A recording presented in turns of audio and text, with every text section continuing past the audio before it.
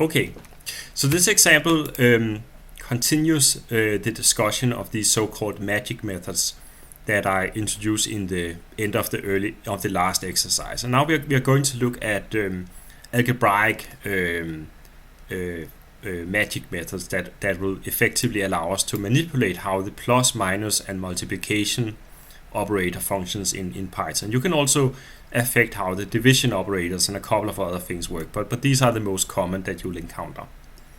So we'll be working with this vector class example that we saw last week, and you could watch the videos from last week about it in order to see how it was implemented.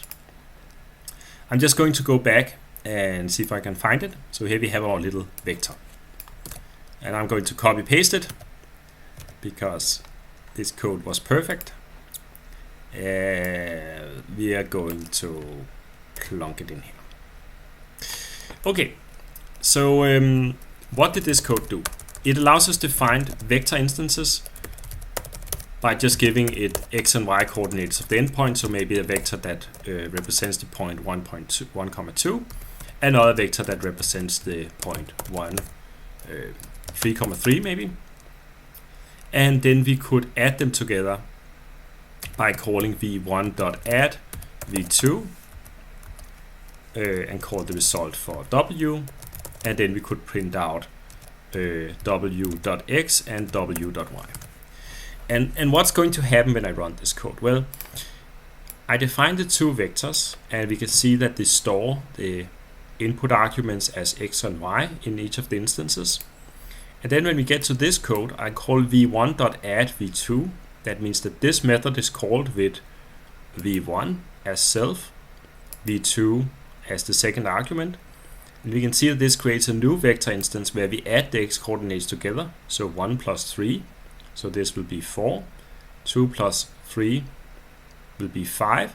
So we get a new vector instance back here, which has been called by with 4, 5. It stores this at x as x and y, so x will be 4 and y will be 5 when we call the constructor of this new vector. All of that will be stored in w, and that means that when I print out w.x and w.y, it'll print out 4, 5. I hope. let's see.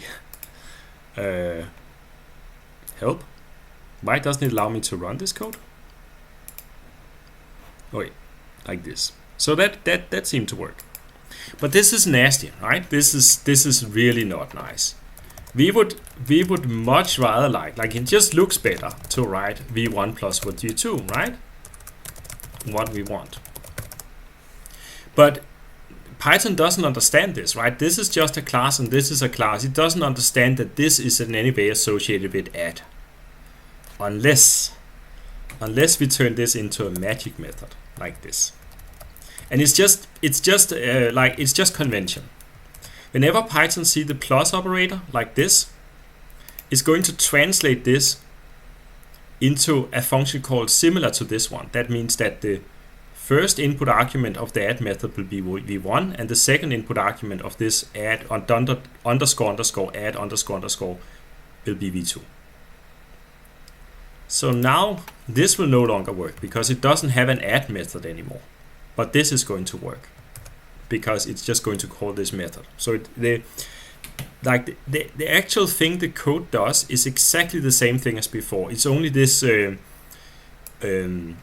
syntactic thing that Python does by translating this plus operator into a operator. It's called up here. And this actually works if I add many of them together. Like maybe I add v1 once more, it'll still work because it's going to group these addition operators up, and I think it'll group them up like this. And that means that this first call will go into the first add. This is going to be a vector, and then it's going to call the add again. So it's like it just works. Like, isn't that nice? So that was that example. Let's just test that the test actually work. Vector add. And it worked. That was nice. Okay, so I'll end the video here. even though I think the next example will just be another illustration of this.